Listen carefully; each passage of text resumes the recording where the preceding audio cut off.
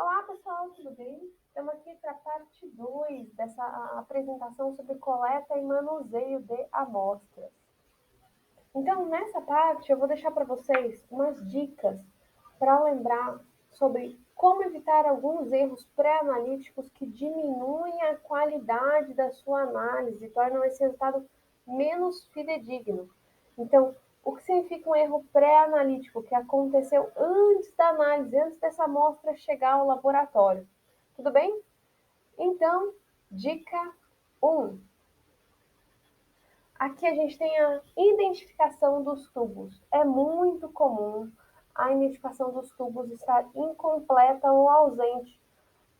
Então, aqui, o que a gente deveria colocar no tubo? Nome, espécie, idade, nome do tutor e a data. Até mesmo porque um animal pode estar fazendo diversos exames e esses tubos serem trocados. Não só no exame que vai para o laboratório de apoio, mas como o próprio exame que vai ficar em loco, se você precisar repetir alguma coisa, você pode ter troca desses tubos.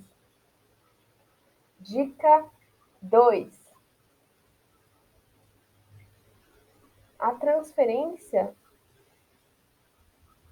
dos, das amostras não pode ser comprimido o êmbolo da seringa e esse sangue passar novamente por essa agulha com pressão, porque a gente vai ter hemólise. Então, o adequado é solte essa agulha da seringa, encoste essa seringa delicadamente na parede do tubo e despeje com uma velocidade lenta, mas não parado, tá, pessoal? Vai descendo esse sangue sem fazer um splash na sua cara. E aí você coloca toda a amostra até a linha ali no tubo. Dica 3. Homogeneização dos tubos é muito importante. A gente deve verter esse tubo vagarosamente, lembrando que não é para fazer shake de sangue. Então, o que a gente tem? Quanto menor o tubo, mais vezes você tem que homogeneizar. Aquele 1, 2, 3 que a gente está acostumado não é adequado, porque a gente produz vários microcoágulos ou presença de coágulos maiores, fibrina. Então, pessoal, se a gente está utilizando, por exemplo, um tubo de RN para coleta, essa homogeneização deve ser de pelo menos 15 vertidas. Tudo bem?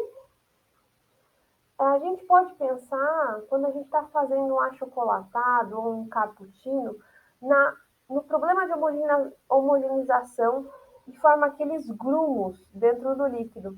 É a mesma coisa que acontece nessa amostra, só que na parte do grumo a gente vai ter o quê? A amostra que não entrou em contato com o conservante que vai formar o coágulo. Beleza? Quais são os principais problemas observados nessa fase pré-analítica? Um deles é a contaminação da amostra, principalmente das hemoculturas. A gente pode contaminar com bactérias que vieram da pele, dos pelos, incluindo pequenos fragmentos do pelo, quando a agulha consegue fragmentar esses pelos, e sujidades cutâneas, tanto poeira, fezes, coisas aderidas àquela pelagem.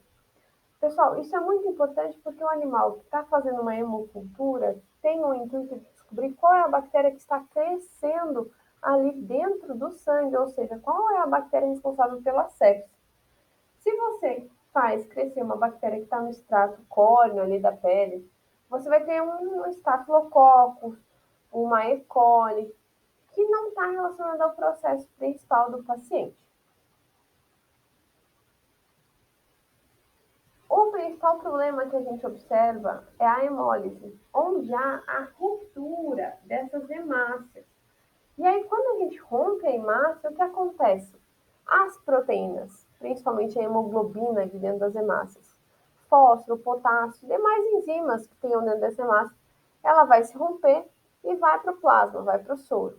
E essa ruptura pode acontecer em vivo ou in vitro. Aqui a gente tem um artigo que tem essas imagens da graduação da hemólise, em que a gente vê a coloração avermelhada no plasma desse paciente. Então, vocês percebem que vai ter maior dificuldade para a luz passar pela amostra que tem maior quantidade de hemoglobina solta. A hemólise vai ser responsável diretamente pela diminuição do número de hemácias dessa amostra, contudo, vai ter aumento da hemoglobina, porque rompeu a hemácia, né? E aumento do HCM, que é uma variável calculada. Além disso, vai ter aumento da proteína total por causa dessa hemoglobina que está solta. Quando o paciente em vivo está produzindo essa hemoglobina e tendo hemólise, o que acontece? A hemoglobina vai exceder a capacidade dela de estar se ligando à aptoglobina circulante, que é uma proteína que se liga a essa hemoglobina, e toda essa hemoglobina em excesso, que não se ligou à aptoglobina, ela vai produzir a hemoglobinúria, ou seja, a hemoglobina que vai ser excretada pela urina. A gente consegue quantificar isso na fita de urinálise. Além disso, pessoal, vamos falar sobre um pouco de causas de hemólise in vitro. A principal causa de hemólise in vitro é o garrote prolongado. O garrote prolongado é qualquer garrote que aconteça por mais de 1 minuto. 1 minuto é o tempo para um garrote ideal. Acima disso já é considerado prolongado. Então, numa coleta difícil, você solta o garrote e refaz. Quando você puxa muito rápido o sangue para dentro da seringa com uma agulha pequena, por exemplo, uma agulha roxa, a gente vai ter hemólise, ruptura, porque você gera uma pressão maior do que essas hemácias conseguem aguentar. O uso de vacutainers, que estão aqui na imagem, quando essa agulha aqui produz o vácuo vive dentro do tubo, o sangue entra aqui com a força do vácuo, as hemácias rompem. Normalmente esse tubinho que tem essa borrachinha preta na tampa, tá? A gente utiliza normalmente para coleta em humanos. Ele tem a pressão adequada para a espécie humana.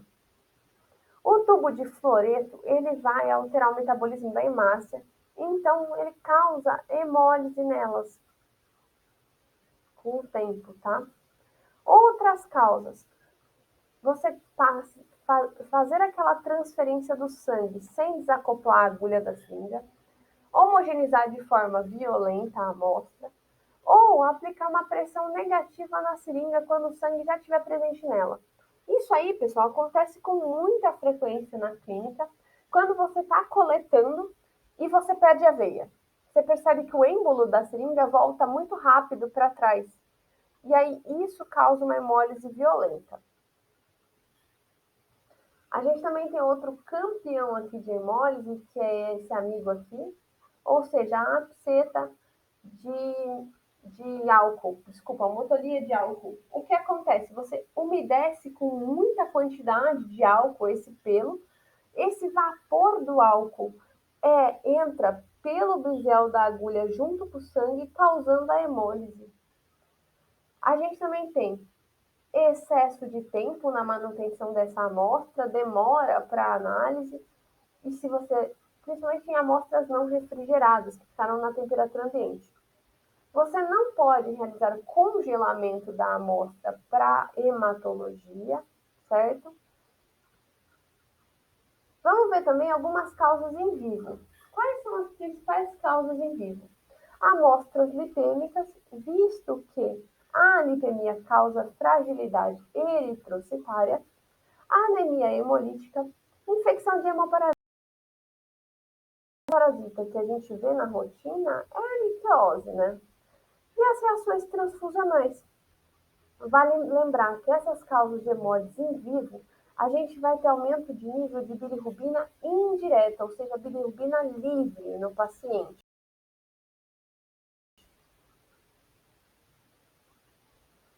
E o que a hemólise vai causar de alteração nos meus resultados? Eu posso ter elevação desses parâmetros que estão aqui.